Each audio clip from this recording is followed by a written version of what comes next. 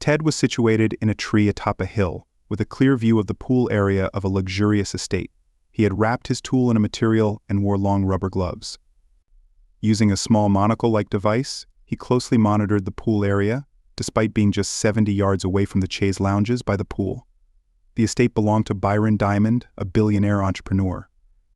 Although the tree Ted Vincent occupied wasn't exactly within the estate's boundaries, it was close enough for him to carry out his surveillance undetected. Byron Diamond employed Ted's wife, Kara. She was attractive, with dark blonde hair and a good figure. For the past 4 weekends, she had been spending time at Diamond's estate openly, with Ted's knowledge, to engage in a relationship with her boss. This only happened when Diamond's wife, Miranda, was away doing charity work. Ted wasn't sure if Miranda was aware of Kara's visits, considering there was staff at the estate. Diamond and Kara walked out to the pool, with Diamond wearing swim trunks and Kara only in a revealing thong. This wasn't the first time Ted had seen them dressed like this. He had been scouting the estate for weeks and had positioned himself to have control over them. Diamond was exceptionally good-looking, with a fit physique, and he and Kara looked impressive together, especially in their current attire. Ted could somewhat understand why Kara was drawn to Diamond, but he had been unable to accept the situation from the beginning when she first mentioned her intentions. Both Ted and Kara were 37 years old, married for 16 years, and had twin daughters, Claire and Beth, who were 15 and resembled their mother. Currently, the girls were staying with Ted's parents for a week before heading to soccer camp, inheriting their father's athletic skills. Currently, Ted was supposedly out on a bike ride with his best friend, Miles Jacobs. They had been buddies since they were kids back in first grade. Now they were business partners running a financial advice firm called MT, which Ted founded right after college. While Miles didn't attend college due to financial constraints, he had a knack for sales and helped grow the firm by promoting its services. Both Ted and Miles were financially comfortable family men, with kids of similar ages attending the same school. Miles was married to his childhood sweetheart, Robin, who was also a past crush of Ted's. Despite their similar appearance, Miles won her heart, and Ted eventually found happiness with Kara during college. As Ted waited off the bike path at a distance, Kara was about to encounter a shocking event. Ted witnessed Kara and Diamond sharing a hug that turned into a kiss, but just as they separated, Diamond suddenly fell. Kara screamed and fell to the ground in shock. Desperate, she crawled towards the pool and plunged in. Having seen enough, Ted descended from the tree and swiftly disposed of the tool and its cover in bushes. He discarded his gloves and stashed everything in a plastic bag on his belt before hurrying back to his bike. Pedaling away, he rejoined Miles on the main bike path, making sure they were alone before continuing their ride. After biking a few miles, Ted disposed of the incriminating evidence in a dumpster behind a gas station. The two friends completed their ride and ended up at Miles' house. Ted wasn't concerned about the tool. He figured the police would find it eventually, but he didn't think they could trace it back to him or get any DNA from it. He had owned the Magnum for a long time, inheriting it from a passing acquaintance who didn't want his family to keep this. It, along with 2 Colts, had been stored in Ted's garage cupboard for years. Unlike the other old Magnum, which was kept in a safe, along with his grandfather's tools, Ted hadn't stored this smaller one there. When Kara revealed her intentions, Ted immediately thought of this and retrieved it from his country property, ensuring it was in working order. He removed its serial number to cover his tracks. He saw his possession of the tool as a testament to the value of holding on to old items rather than discarding them thoughtlessly. When they arrived at Miles' house, Robin greeted them.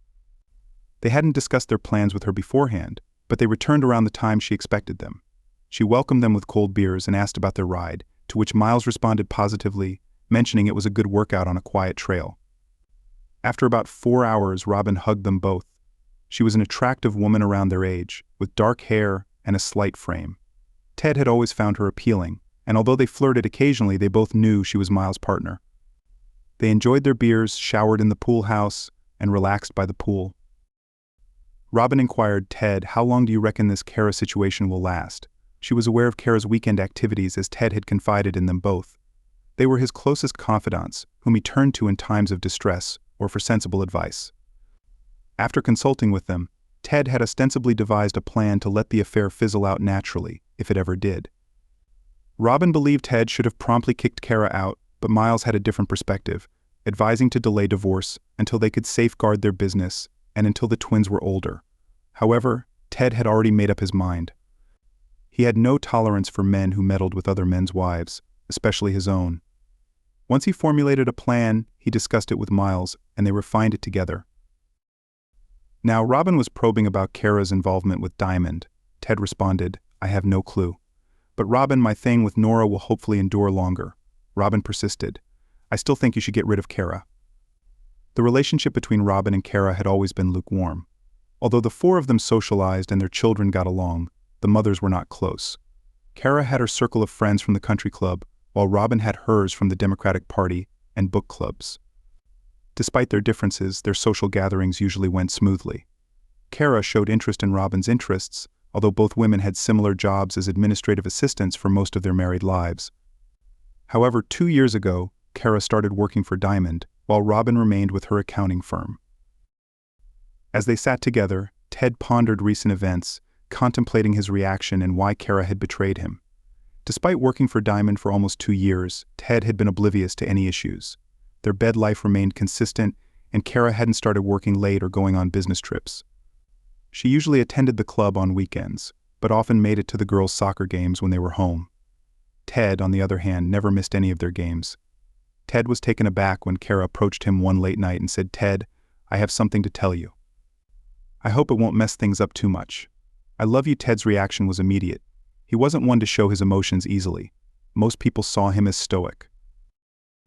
Unlike his parents, who often argued and made up passionately, Ted had learned to remain neutral over the years, having grown up as an only child. Therefore, when Kara disclosed her plans, Ted remained silent, his expression unchanged. This didn't unsettle Kara. She had seen this reaction from Ted before. She continued, "Byron and I have developed feelings for each other. His wife is away every weekend from Friday to Sunday evening. I'm planning to visit him at his estate when she's gone, starting this Friday. I don't know how long it will go on. He might grow tired of me, but I feel like I have to do this." Ted remained composed internally as well. He knew immediately that he couldn't stop Kara and had no intention of trying. He also realized that Diamond's fate was sealed, as was their marriage. What he hadn't decided yet was what to do about Kara. He had always loved her, and she was a decent mother. However, he was aware of her self-indulgent and status-conscious tendencies, which had now reached their peak. Putting aside thoughts of Kara, Ted's mind shifted to the Magnum in the garage cabinet. After a brief pause, he smiled, thinking about the Magnum. His unexpected smile surprised Kara, and it was somewhat unsettling. She questioned him with heat. "What's so funny?" Ted reassured her with a smile. "Nothing at all." But that smile lingered, leaving Kara puzzled. She felt a shiver run down her spine at the sight of his smile. Ted rose from his seat and inquired, "Have you gotten intimate with this guy yet?" Kara hesitated before replying, "No, just some kisses. That's all so far." Ted declared, "I'll be sleeping in the guest house. Let me know when you're done with the rich boy, then we'll figure out what's next." He then ascended the stairs to gather his belongings for the night. Kara remained seated in the living room, feeling discontented with how things were unfolding. Nevertheless, this was something she desired, and she was determined to pursue it. Although she longed for Byron, she felt lonely sleeping alone. It was only Wednesday with one more night to endure. She eagerly anticipated her weekend with him. Despite her love for Ted and their life together, she had been feeling restless and drawn to her boss. She wanted him, and she was going to have him.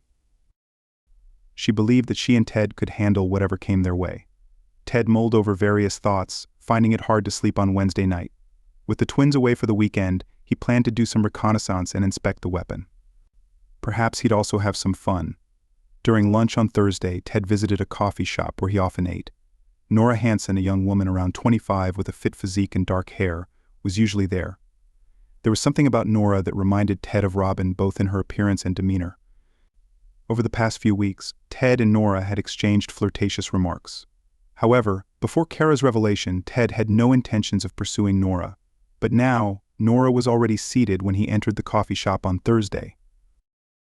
Instead of his usual spot across from her, he sat next to her in the booth, a change that caught her attention. Nora, no stranger to being hit on, was pleased by the shift. She had been leaving room for him for 2 weeks, hoping he'd take the hint.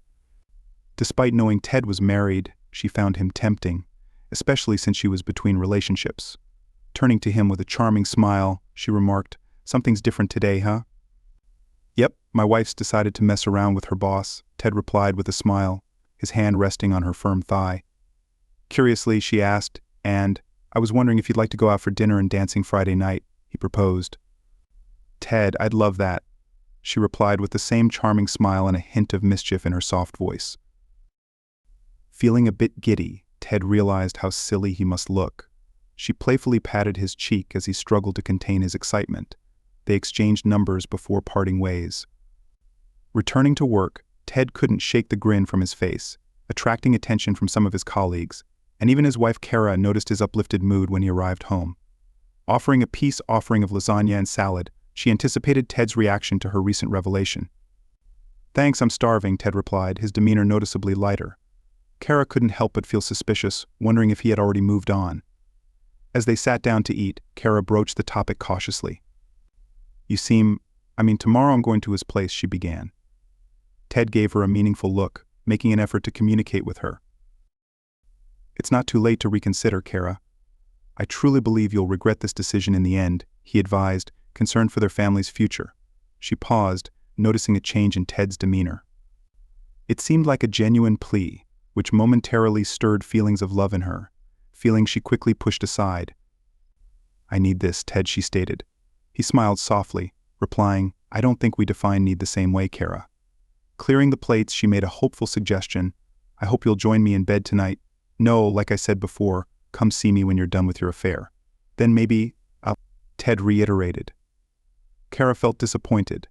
She had hoped for a moment of intimacy to reconnect with Ted, but it seemed unlikely now. She realized she had shut that door when she confessed her intentions to him earlier. It left her feeling melancholic. As Ted prepared to head to the guest house, he paused, turning back to her with a final remark. Maybe Kara, but probably not. With that, he left. Sitting alone at the table, Kara contemplated her choices. It was becoming increasingly clear to her that her marriage was at risk. She had previously entertained the notion that things could return to normal once her affair was over, but now she recognized it as wishful thinking. If she proceeded with Byron, her life would undoubtedly change in significant ways with uncertain outcomes. She almost decided to end the affair, but then she considered that even if she did, Ted might never view her the same way again. Accepting this reality, she resolved to proceed with her plans. Friday evening arrived and Kara had already packed a bag with essentials and some new revealing nightwear before leaving for work. She felt jittery upon seeing Byron at the office, but his warm smile and kiss reassured her. He asked, no second thoughts. "What about your husband?" Kara replied, "I did have doubts, but I desire you so much." She playfully licked her lips, exciting Byron. They left work separately, keeping their plans discreet from the staff. Kara reached the estate by 6 p.m. Byron greeted her, opening the car door and guiding her inside his lavish home. Once inside, he embraced her passionately, igniting her excitement. They proceeded to the stairs, where Byron attempted to carry her upstairs, but had to let her down halfway due to his lack of strength compared to Ted. Kara hurried up to the master bedroom, where the bed awaited them. Fully without clothes in front of a new partner for the first time since her marriage, Kara felt exhilarated. She found herself thinking that her feelings was as intense as what she had with Ted. Well, almost as intense. She was sure that later on they'd reach new heights. Byron was thrilled. He had conquered this married woman and had nailed her good. He knew that he was a better lover than any she'd experienced, just knew it. Later, Byron proposed they grab dinner, offering robes for both of them. Heading downstairs, they found a small feast laid out, and Kara realized she was starving. They dined and chatted casually.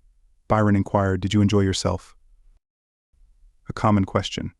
Kara nodded, replying, "Absolutely, and you?" "The best." Kara burst into song, simply the best, better than all the rest. Byron didn't recognize the song, looking puzzled. It was something she and Ted often sang together, and she felt a twinge of guilt for using it with Byron. After dinner, they returned upstairs and watched a romantic comedy in bed. Byron desired more intimacy, but Kara preferred to finish the movie first. Eventually, they made love again, using the missionary position. Kara was impressed by Byron's stamina, managing 3 rounds, though the third was less thrilling. Ted picked up Nora in his classic MGB convertible, a hobby of his. Nora was thrilled by the ride and Ted's dashing appearance in his blue suit.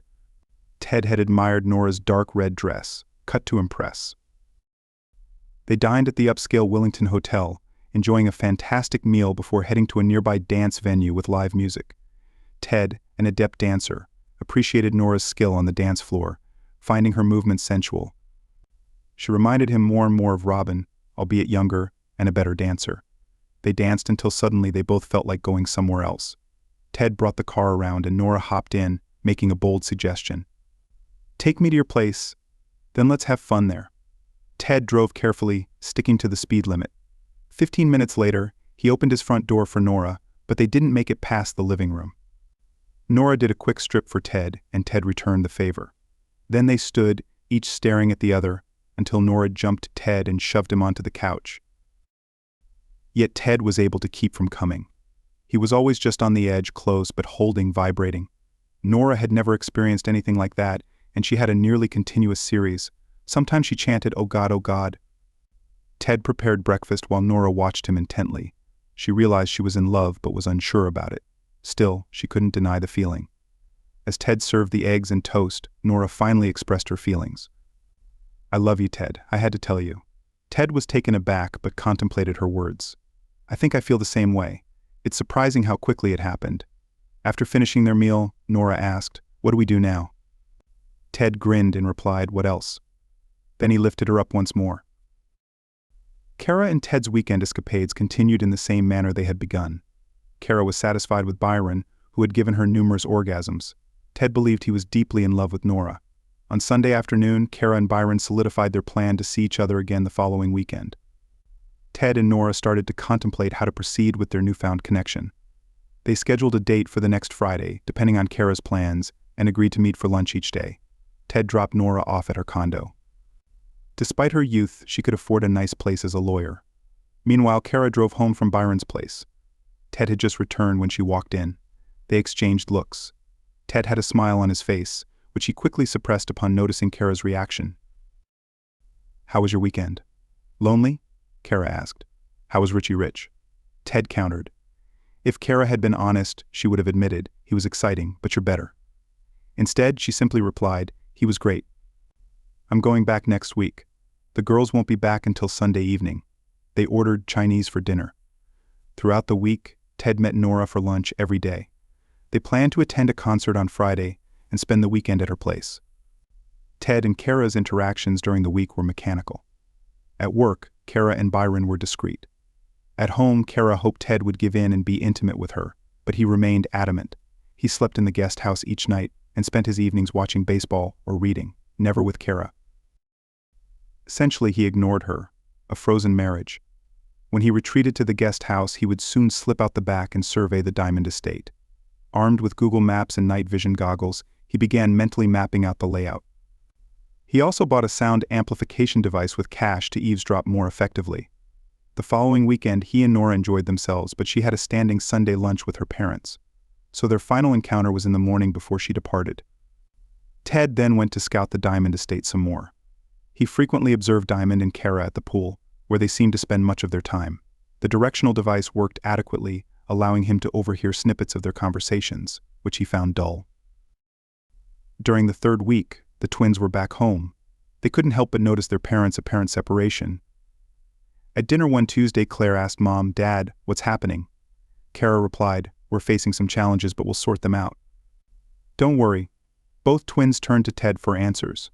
He shook his head and disclosed, "The truth is your mother has chosen to have a relationship with her boss, so I've moved into the guest house. What happens next is uncertain." Kara was upset with Ted's directness but didn't respond immediately. She murmured, "I felt like I needed Beth interjected. "A new partner, it seems." "How could you, Mom?" Kara stormed off upstairs. Beth then inquired, "Are you getting divorced, Dad?" "I don't know. Everything's up in the air, but can you two keep this between us?" They both agreed, promising to keep it confidential. "I've made a new friend. I'll introduce you this weekend when your mom is with her new friend." Ted informed them. Claire deduced, "You mean you have someone special you want us to meet, so?" "It must be very serious, right?" "It could be. Until your mom's actions, I never would have approached Nora. But she did, and I did. And well, who knows where things will lead." Beth said, "Whom?" Ted chuckled. "Whom, smart aleck." Beth grinned. Claire inquired, "How did you move so swiftly, Dad?" "It's not your usual pace. I had some familiarity with Nora from our lunch meetings. Maybe I was feeling uncertain or inadequate." I figured Nora might be interested in going out with me. Turns out she was. The girls fell into a pensive silence, prompting Ted to let them reflect. Eventually he asked, "Anything else on your minds?" Claire questioned, "When will we get to meet her?" "I'll arrange something for this weekend." "You have a game on Saturday afternoon, right?" "Yep, maybe Nora and I will show up," Claire noted. "That's another giveaway, Dad. No hesitation about being seen with her, even by our friend's parents." Ted wasn't surprised by their perceptiveness. He figured it might take them a bit longer to piece it all together. Nothing's set in stone yet. "I like Nora, but the situation is unpredictable," he clarified. With that, the conversation ended, and Kara remained upstairs, absent from the discussion. Meanwhile, on Friday, Kara returned to Diamond's estate. The weekend was pleasant, but she occasionally felt bored. Byron's preferences were more limited compared to Ted's.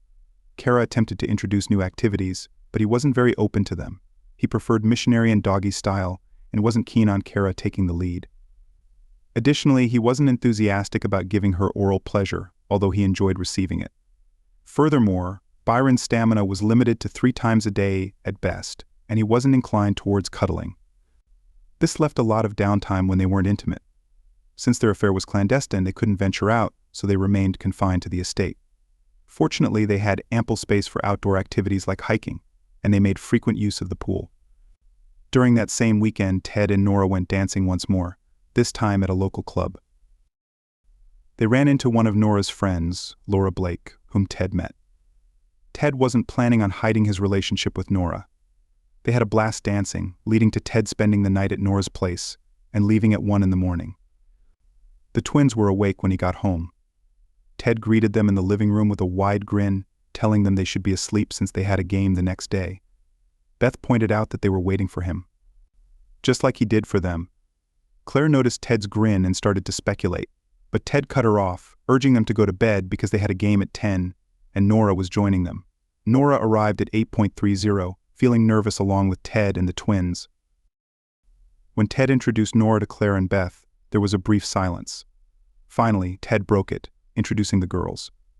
Nora greeted them awkwardly but tried to find common ground by mentioning she played soccer in college as a striker for Notre Dame. Beth, intrigued, asked where she played, and Nora's response left Ted and the girls impressed. Beth had a soccer ball and rolled it to Nora, who skillfully lifted it with her foot and passed it back using her knee. This exchange brought smiles all around. Ted suggested they head to the game, where the girls showcased their soccer skills, usually teaming up at midfield to dominate the game. Ted and Nora watched from the sidelines, with Nora barely able to contain her excitement, bouncing up and down, drawing attention from other parents. The game was intense and thrilling. The opposing team scored 2 goals, but the home team managed to tie it with just 2 minutes remaining. When the opposing coach made a substitution, Nora tipped off Beth about their strategy. Beth intercepted the pass and scored a goal, securing victory. During the car ride home, Claire mentioned that people were curious about Ted and Nora's relationship, but Ted didn't seem bothered by it. They stopped for pizza, and then Ted and Nora spent time together at her place before returning with Chinese food for dinner. Eventually, Ted announced that he and Nora were heading to the guest house for the night, prompting Beth to jokingly ask them to keep it down. Nora laughed and assured them she would try her best. After Nora and Ted left, the girls had a deep conversation. They really liked Nora and noticed that their dad was growing fond of her too. It felt like their old family life was fading away suddenly. Claire expressed her frustration, blaming their mom for ruining things by having an affair. Beth shared the sentiment, questioning how their mom could do such a thing. Claire concluded it was selfishness causing their mom's actions. Beth suggested they adapt to the changes and remain hopeful. Meanwhile, Ted and Nora enjoyed their time together. The next morning they made breakfast for everyone, and Nora even gave the twins a soccer lesson. Later, she had to visit her parents. Ted and the twins had a lengthy discussion about their next steps. Ted tried to reassure them about their mom and assured them that even if they divorced, they'd still live in the same house and have contact with both parents. They also talked about how the girls should handle interactions with Kara, aiming for a civil approach. Then Kara walked in, creating another uncomfortable moment as they all exchanged glances. She expressed her love for the girls and Ted, but Beth calmly pointed out the contradiction between her words and actions. Kara admitted she couldn't fully explain but insisted her actions were temporary. Claire expressed doubt about this. Kara then announced she would make dinner and they all sat down to eat stir-fry with chicken. Conversation was strained, but Kara asked about the soccer game and Ted shared Beth's success. After dinner, Ted announced he was going to the guest house. Kara suggested he stay, but he declined, questioning her about her affair. Kara expressed uncertainty, but mentioned they would spend the weekend indoors. Ted warned her about the consequences of their actions being noticed, but Kara seemed resigned to the situation. Ted bluntly stated that their marriage was over, shocking Kara, who ran upstairs in tears. Morning came, and she decided to act normally. She had work ahead, as did Ted. Meanwhile, the girls were getting ready for their trip to their grandparents' house, and then to nature camp. After lunch, Ted sat down with Nora and filled her in on what went down after she left. Later, he headed home to assist the twins with packing. Kara's day took an unexpected turn when Joan phoned her. Joan inquired Kara, who was that lovely young woman with Ted at the soccer game. Caught off guard, Kara replied. Which young woman? Joan elaborated. Oh, a former soccer player, quite attractive. We were all curious where you were, Kara muttered. Damn, relax, Kara. There wasn't anything obvious between her and Ted, Kara retorted. Oh, really? Well, nobody's mentioned her to me. What's her name? Nora, Kara, where were you? I've heard some unbelievable things, Joan pressed. Kara sighed. Like what, Joan? Like the rumor that you left Ted for your boss. That's not true. I didn't leave him, Joan continued. Well, Jane Bright at the club mentioned that her cousin, who works at Mr. Diamond's home, saw another woman there on weekends. Damn it. So it's really you. Good Lord, Kara. Good Lord. It's not meant to be forever, Joan. Just weekends. You fool. Ted's already with someone else. And you know what? I can't blame him. She's young and attractive. Your daughters seem to know her already. You're screwed in more ways than one. Kara hung up, feeling deeply shaken. Later that evening, Kara and Ted dropped the girls off at his parents' house. The car ride home was silent. But as soon as they entered the house, Kara turned on Ted and slapped him. He stepped back, startled. What the hell? You've replaced me, you jerk. You're one to talk. What did you expect? You must have had her lined up. How long have you been cheating on me? I only knew her from the coffee shop. We never even kissed until you started things with your boss. So, screw you too. Oh wait, I'll never do that again, witch. Kara stormed off, and Ted retreated to the guest house. Later he slipped out the back, dressed in dark clothes. He found a good spot to observe Diamond from a tree. Tonight he planned to test out the sound device. He set it up and waited until he spotted Diamond and his wife on a terrace, sipping wine. When he tuned into their conversation, he overheard Diamond saying, and it won't last too much longer. You have your boy toy, Miranda replied, only because you started it. This one's like the fourth or fifth bimbo. Diamond said, I keep you in style, Mira. Don't mess that up. Why are they always married? Do their husbands know? Yes, I make them tell their husbands. I prefer it that way. When we have social gatherings, I smile at all the cucks. Someday, boy, you'll cross the wrong one. Nah, what's the worst that could happen? They might split from their wives, but they've all got kids, so they just suck it up. And even if they do divorce, tough luck. You're a real piece of work, bye. A real jerk. But I'm good in bed, right? Miranda chuckled. You think so? My Deshawn's better. Hey, Bull Diamond laughed. Their conversation wandered from there. Ted climbed down and rode away. Until then, Ted had been thinking that getting involved with Diamond was unnecessary and risky. He had a plan, and he thought it could work out. But now he had Nora. Kara's affair had opened that door. Maybe, he thought, he should be grateful to Diamond, but overhearing that conversation had reignited his anger. The next day, he went into Miles' office, and they had a discussion. Nora spent the weekend with Ted and the girls. They slept in the guest house but spent time together like a family. They even had more soccer lessons after the Saturday game.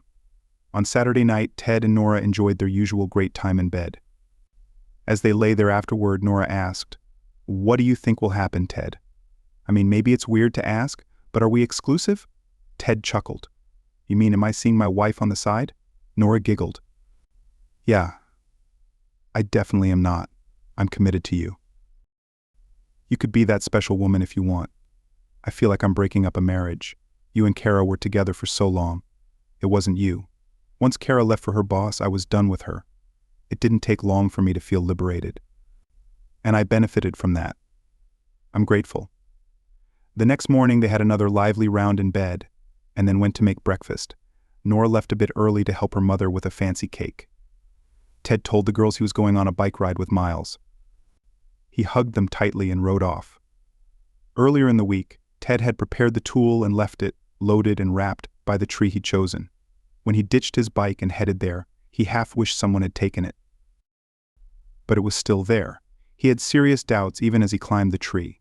But then he remembered the jerk's conversation with his wife Miranda, and when he spotted his nearly naked wife kissing the guy, he thought, screw it. Time for that nonsense to stop. As Ted and Miles sat drinking beer after their bike ride, Robin dashed out from the house. I saw on TV, Diamond's been shot. He's not alive. Diamond passed. Ted jumped up. What about Kara? They said a woman was there but wasn't hurt. Miles exclaimed, my God. He pulled out his phone and checked the news. Miles had kept Ted's cell phone with him during the whole ride. It was still in his waist pack. He waited until Robin was busy with her phone before passing Ted's phone to him. But Robin noticed. At the time, she didn't think much of it. Ted tried calling Kara but got no answer. I better get home. Maybe someone called there. He pedaled off on his bike. When he arrived home, the landline was ringing. Hello? Is this Ted Vincent? Yes. This is Detective Harvey of the APD. There's been an incident, but your wife is not injured. A man's voice? You mean Diamond? My friend told me. What happened? I can't say. Mister, Diamond passed. Your wife is here at the station. She's quite shaken up. Can you come for her? Sure. Main station? Yes. 3rd floor, front desk. Ted threw on some shorts and a t-shirt over his bike gear. He grabbed his wallet and phone from the fanny pack. With the car keys in hand, he headed out. He had no idea what awaited him at the station. What he found was an invitation to give a statement. He was told he could see Kara after that was done. Detective Harvey turned out to be an older white man who appeared to be in good shape, although he had gray hair. He had a partner, Stella Blaine, who was an attractive, tall brunette. Ted sat in a small room with them and answered all their questions, even though they gave him his Miranda warnings. They asked about his day, and he told them about his bike ride and everything else. Then they asked if he knew about Kara's involvement with Diamond. Yes, did you? How did you feel about that? Harvey asked. I didn't like it, but I moved on. What does that mean? I found someone else, another woman. Oh, so you have an open marriage? No, she just said she was doing this, so I reacted. Do you own any magnums? Yes, I have a safe. We'll need to take a look inside that, soon. All right, when I take Kara home, you can come along. The police gathered a lot of details about the bike ride, addresses, and Ted's other acquaintances. Then they left him alone in the small room for some time. The door was locked, and Ted just sat there scrolling through his phone. After about 15 minutes, Harvey returned and asked if they could examine the phone. Ted replied, I'll give you the number, but there are some work-related things on the phone that I don't want to be made public. Nothing illegal. We could get a warrant. In that case, you may have to do that. I expect there will be some limitations. He provided them with the number and agreed to let them clear the phone. They said it would take about 30 minutes, so he handed it over. Then they escorted him to see Kara. She was wearing a t-shirt and jeans, not her own, and looked frightened. Kara, are you all right? Ted asked. No, God, he passed. I was right there, she replied. I'm sorry, Kara. As soon as they're done with my phone, I'll take you home. Okay, Ted. After a moment, she continued. Ted, I'm sorry about all of this, but we can talk more on the way home. He hugged her. Soon the detective brought the phone and they left the station together. Once they were in the car, Kara asked Ted, Did you off him? No, I might not be sorry he got it, but I didn't do it. Kara looked at him intently. I know you. You could have, but then you found that girl. So I just didn't do it. Did you see someone did that to him? No, I heard a shot. She started crying. Ted parked the SUV in their driveway, escorted Kara inside and met the police as they arrived. He led them to the safe, where they inspected the tools and asked about the ammunition. They took a box of cartridges but left the rest. As they stepped outside, Harvey turned to Ted and said, We'll be running tests on the Colts we found. You better get ahead of this, Mr. Vincent. I don't know anything about a Colt, and I didn't do it anyone, Ted replied. All right, we'll be in touch. Ted went inside to talk to his wife. Before that, he called Nora and filled her in on what had happened. She already knew some details. He asked if she could come over later once Kara was settled. He rang up his parents and the twins. They had a lengthy chat about what had gone down that day. One matter was whether the twins should still attend nature camp the following week. They all agreed they should, to steer clear of any potential trouble. They promised to keep in touch with Ted and Kara daily.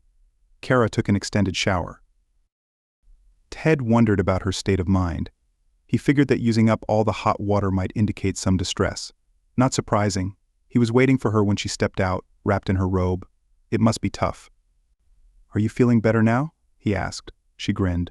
"Not quite, but the hot water ran out." "Yeah, I figured. What do you feel like doing?" "Well, maybe we order some pizza. I'm famished," Ted ordered, feeling a bit guilty about the pepperoni. But he thought some comfort food might help ease the tension.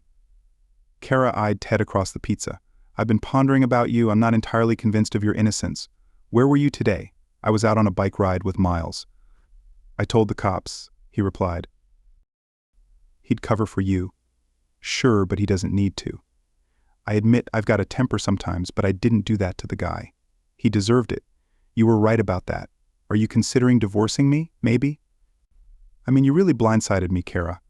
After all this time, you wanted some wealthy guy. I'll give you that he was good looking. He sure was. But honestly, Ted, he didn't quite live up to his looks." "Sorry, no you're not. True. I take back my apology. You've got another woman, Nora. They say she's younger and attractive. Yeah, she's quite attractive in a sporty way. She played college soccer. And she quickly became your new love interest. I bet you were with her before I got involved with Byron." "No, it was probably around the same time. We went dancing first." "Why do you want to know?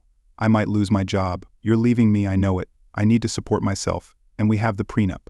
I won't let you go hungry, and maybe you'll find work." "Maybe." Miranda probably isn't too pleased with me. Ted's phone buzzed. It was Nora. He walked into the living room. Kara followed from a distance. She heard their declarations of love. If she had shoes on, she would have kicked herself. As Ted was telling Nora not to come over, Kara stepped into the room and said, "Let her come, Ted. I suppose it's time for us to meet." 30 minutes later, the doorbell rang, and Ted welcomed Nora in. Kara was now dressed in the kitchen. She looked weary but still attractive.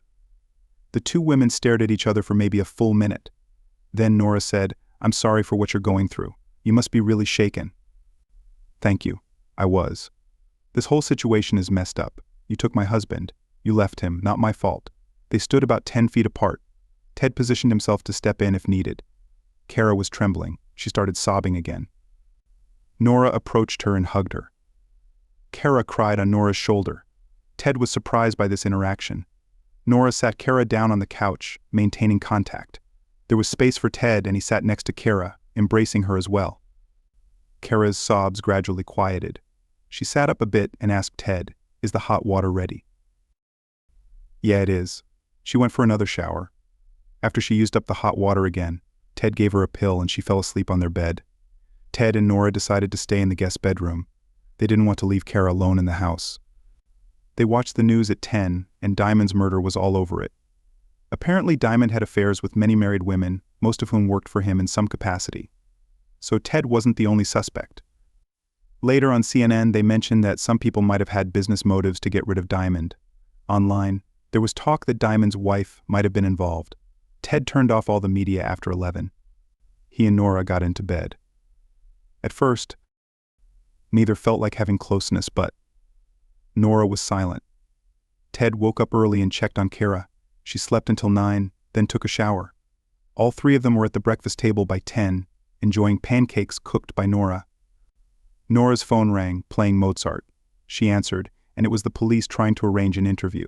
Nora asked Kara and Ted, "Should I have them come here?" Kara nodded. "We can get an update." So at 11, Detectives Harvey and Blaine arrived and took Nora into a private room to get her statement. It took about 25 minutes, and then they all reconvened in the living room. Kara inquired, "Is there any news about who did this?"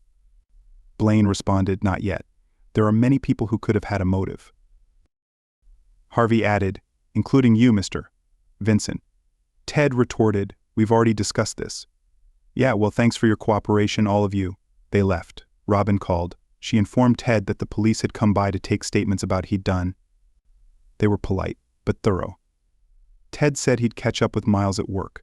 The three of them were unsure what to do next. Nora asked, "Should I leave?" Kara replied, "No, I understand. Ted might want you to stay." Ted nodded. They all sat out on the back patio, sipping coffee. Kara was starting to act more like herself, but there was a sadness about her. Ted and Nora anticipated more challenges ahead. Kara mentioned, "I keep replaying the scene of him bleeding out." He never moved. "I wonder if I'll always have that image in my mind." Nora chimed in. "In my psychology class about grief, they said that those images stick around the longest, but eventually they fade and mix up with other memories over time." Kara nodded thoughtfully. "I sure hope so." Ted inquired, "Have you heard anything from work yet?" "No, I was directly under Byron. I haven't heard anything from him, but I did handle some business stuff for him. I let some things go through and managed other matters myself. Whoever takes over will need someone like me," Nora asked. "Any idea who that might be?" "My guess is Miranda. I know what's in his will because I witnessed it. She inherits everything, except for a few things for his mom." Ted added, "Do you want to keep working there?" "Yeah, like I said, I need to support myself, you know." Ted glanced at Nora. "Well, until you get back on your feet?" Kara inquired. "Did you two stay in the house last night?" Nora nodded. In the guest room, Kara expressed, "I hope that continues for a while, until I get settled." There was a double meaning in her statement, and both Ted and Nora picked up on it. Ted reassured, "Things will figure themselves out and the girls will be back next week for a bit." Kara asked Nora, "I heard you went to their game." "Yeah, it was thrilling." Kara admitted, "I feel so foolish. He had a string of women. He manipulated all of us." Nora remarked, "Well, he was a charming jerk. You just made a mistake," Ted pondered. "I think you've been feeling unsettled for a while, not just at work but here at home." Kara reflected, "That's true. I'm not sure what triggered it. Maybe it was a grass is greener thing." She paused. "Then everything fell apart and I lost control of my life." With that, she hurried inside. The other two decided to give her some space. They could hear the sound of pots and pans clattering as Kara got busy in the kitchen. Kara baked a chocolate cake, finishing by noon. Nora and Ted joined her later, chatting casually as they watched. They had sandwiches while waiting for the cake to cool down enough for icing. The day passed in a similar manner. Nora cooked burgers for dinner while Kara prepared a salad. They worked on tasks but avoided discussing what lay ahead. Kara headed to bed at 9, experiencing nightmares twice during the night, once even screaming. Ted comforted her each time. The next morning, Tuesday, Nora had to head to work for court, and Ted considered going to the office. However, he was concerned about leaving Kara alone. While Ted contemplated, Kara's phone rang. It was Miranda.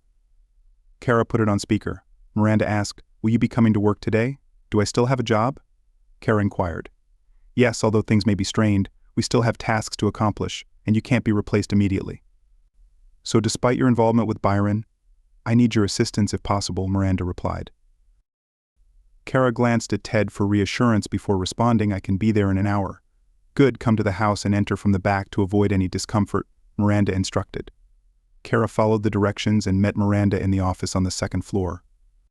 After a handshake, Miranda asked, "I'm curious, before we begin, why did Byron appeal to you? I've seen your husband, is he not satisfactory?" Kara replied, "No, he's wonderful, but Byron seems so impressive." "Yes, he may have appeared that way, but he wasn't as good as he seemed," Miranda remarked. Kara agreed. "I understand he was adequate. At best, he tended to disappoint. Perhaps you hadn't reached that point yet," Miranda suggested.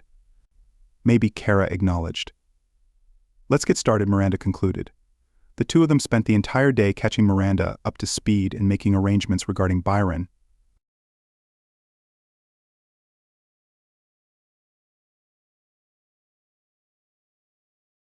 However, the body was not yet available for disposal. At 6 p.m., Miranda glanced up and proposed, "Want to stick around for dinner? We've got more to do afterward." "Sure. Back at home, there's Ted and his companion," Kara replied. "I've heard. Is she attractive?" Miranda inquired. "Yeah, and young. He slept with her the first night after I left," Kara disclosed. "So they're a couple now?" Miranda pressed. "Seems like it." "My daughter seemed to like her too," Kara confirmed. Miranda gazed at Kara and suggested with a smile, "Well, if you need some relief, I can offer one of my boy toys. They know how to satisfy." Kara blushed and responded, "Not just yet, Miranda. Just give me a heads up. You know, now that we women are in charge, maybe it'll be the guys who have to step up." "Any preferences?" Miranda teased. "Well, if it comes to that, I'll take a boy toy. I don't want to mess up any families, Kara remarked. You're too kind, Kara, Miranda commented. They ate dinner and Kara departed for home around 9:30, having received a significant salary increase from Miranda. Ted and Nora were curious about Kara's experience at work, especially given the awkward situation. Kara recounted her day and the tasks she'd been assigned. She also mentioned her raise. I won't be dependent on you guys anymore. Looks like I can support myself, Kara remarked, her expression less than cheerful. I'm Ted began, but Kara cut in. You know, Miranda offered me one of her boy toys if I ever need it. I declined. For now, Kara shared. Nora gasped. Really? What do they look like? Ted felt a tad irritated by Nora's curiosity, but remained silent. I have no idea. I didn't even know she had any, Kara admitted. For the next 6 weeks, Kara put in long hours working 6 days a week for Miranda, either at the office or at her house. They accomplished a lot during this time.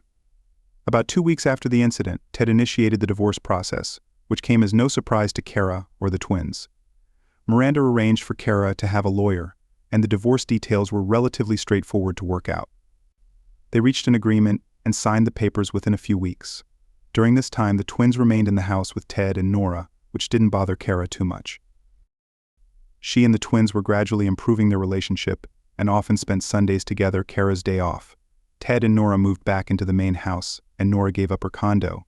She took on a quasi-mom role with the girls, and the situation became increasingly comfortable over time. One night, after a satisfying session of intimacy, Ted proposed to Nora, asking if she wanted to get married. Nora was initially taken aback, but then agreed, expressing her desire to have children. Ted reassured her and joked about the prospect of diaper changing again. They shared a kiss, and 6 months after the incident, they tied the knot. Nora became pregnant 2 months later. Meanwhile, the police investigation into the high-profile incident of a billionaire hit a dead end. Despite periodic mentions by journalists, public interest waned over time. Authorities struggled to verify alibis for potential suspects, including 6 husbands, but made no progress. They even scrutinized Miranda's activities but found no evidence linking her to the crime. Eventually, the investigation stalled. With the case only brought up for appearances from time to time, Kara quickly became essential to Miranda and the company, thanks to her intelligence and familiarity with operations, which surpassed everyone else's except Byron's, who wasn't much help. One Saturday afternoon, as they were finishing up work, Miranda noticed Kara heading to her room to shower. Kara had never used the pool before, and Miranda was determined to change that. When Miranda saw Kara drying off after her shower, she threw her a robe and urged her to follow. Curious, Kara complied, knowing Miranda was her boss. Miranda led her outside to the pool area. As they approached, Miranda teased Kara with a surprise. Although hesitant, Kara thought it might be a good change. They reached the poolside, where 2 attractive young men lounged on chairs, one black and one white but well tanned. Both were nude. Kara was taken aback, but Miranda explained that Kara hadn't been intimate since the incident, so she'd arranged for Kara to have a choice between the 2 men, Damon and Chad. Kara was stunned but also felt a rush of excitement at the unexpected proposition. Kara and Damon put on a real show for Miranda and Chad, who only watched. Miranda and Chad gave them a round of applause, and that's how Kara's fear of the pool was conquered. Kara's life took a dramatic turn, but it wasn't all bad. She had her pick of Miranda's companions and she cherished her job. On Sundays, she spent time with her daughters, sometimes joined by Ted and Nora. When Nora gave birth to Bryce, Kara felt thrilled but a tad envious. Ted and Nora were also overjoyed. During a private chat, Nora curiously asked Kara about her romantic life, and Kara didn't hold back, sharing all the details. That night, Nora and Ted's intimacy soared to new heights, rekindling the passion they'd felt before Bryce's arrival. Occasionally, Nora and Kara had heart-to-heart talks, which Kara viewed as a way to make amends for her past mistakes, a kind of family service. Soon, baby Nikki joined the fold. As they say, everything turned out well in the end, except for this. One evening, after putting all the kids to bed, and with Miles and Robin visiting for dinner, Robin found herself chatting with Ted in the backyard. They stopped by the guest house and Robin brought up something she'd noticed. She remarked on the resemblance between her and Nora, then confessed she once considered Ted as a partner but chose Miles instead. Ted was taken aback and asked why. Robin explained she saw an underlying anger in Ted, perhaps inherited from his parents, which he often kept hidden. Despite this, she still cared for him deeply. She then brought up the incident with the phone, noting the risk Ted took and the loyalty Miles showed. Ted pondered her words in silence for a while before considering counseling, but Robin encouraged him to embrace his true self. They walked back together, ready to rejoin their spouses. You know the saying, everything ends well when it ends well, but not this time. One night after the kids had gone to bed, Miles and Robin were visiting for dinner. As they were in the backyard, Robin took a stroll with Ted. They stopped near the guest house, and she mentioned, Miles and I couldn't help but notice how much Nora and I resemble each other. It's quite flattering. Ted grinned and joked, you could have picked me instead, you know, but I chose Miles. Want to know why? I never had any idea. You carry this hidden anger within you. Maybe it's from your family. You keep it concealed. But I still love you despite that. It's just a part of who you are. Always present, maybe. I guess. I don't usually dwell on it. But I do. Sometimes. Yet you've built a good life for yourself and your loved ones. And for Miles and me as well. But Ted, I noticed Miles passing you your phone after your bike ride. I saw it. I didn't immediately understand its significance. You both took a big risk, a really big one. Ted stayed quiet for a while, gazing at Robin. He finally said, maybe I should consider counseling. Robin grinned and responded, no need for that. It's just who you are. It always will be. And don't forget, Miles and I care for you no matter what. They walked back together to rejoin their partners,